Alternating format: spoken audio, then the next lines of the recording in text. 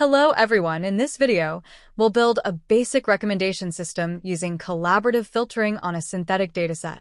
Let's get started. First, let's import the necessary libraries. We'll need NumPy for numerical operations, pandas for data manipulation, and scikit-learn for the machine learning model. The cosine similarity function from scikit-learn will be crucial for comparing users based on their preferences. Next, let's generate a synthetic dataset representing user ratings for different items. First, we set a random seed using the seed function. This ensures that whenever we run the code, we get the same random ratings for consistency in our example. Then we define lists for users and items, representing the users in our system and the items they can interact with. We use randint function to generate a random rating matrix. This creates a table where rows represent users, columns represent items, and each value represents a rating between 1 and 5, given by a user to an item. Here, we take the randomly generated rating matrix and convert it into a more user-friendly format using pandas. We use the ratings matrix as the data, set users as the row labels, index, and items as the column labels. Now, DF acts like a spreadsheet where you can see how each user rated each item. Now, let's calculate the cosine similarity between users to find similar users. This part is key to our recommendation system. We want to find users with similar tastes. Cosine similarity measures how similar two vectors are, user rating patterns in our case. A higher value indicates more similarity. The result is stored in user_similarity. We then create a data frame, user similarity df, from user similarity to have a user-friendly view of the similarity scores between all users.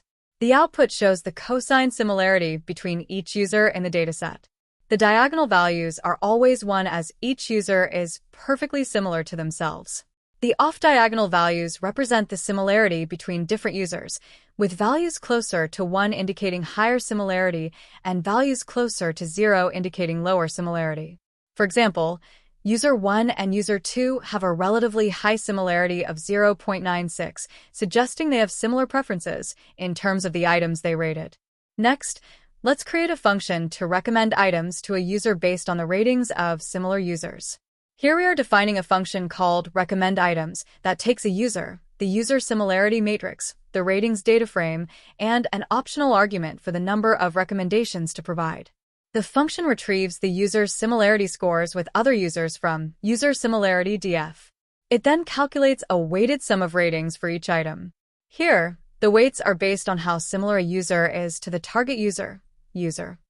To avoid dividing by 0, if a user has no similar users, it calculates the sum of similarity scores as well.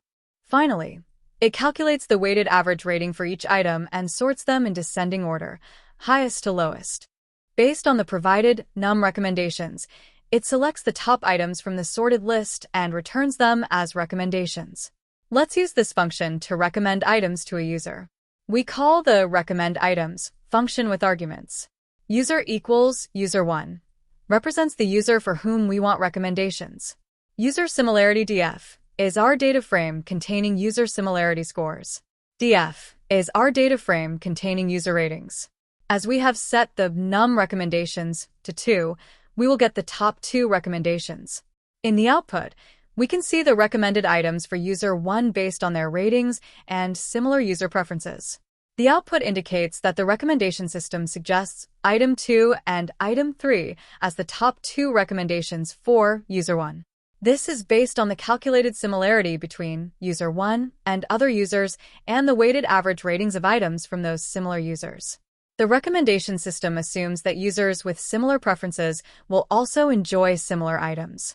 Therefore, item 2 and item 3 are likely to be good choices for user 1, based on the preferences of users who are similar to them. And that's it. We've successfully implemented a basic recommendation system using collaborative filtering on a synthetic dataset. As you explore further, you can experiment with different similarity metrics or incorporate more complex recommendation algorithms. Thank you for watching, and don't forget to like, share, and subscribe for more coding tutorials.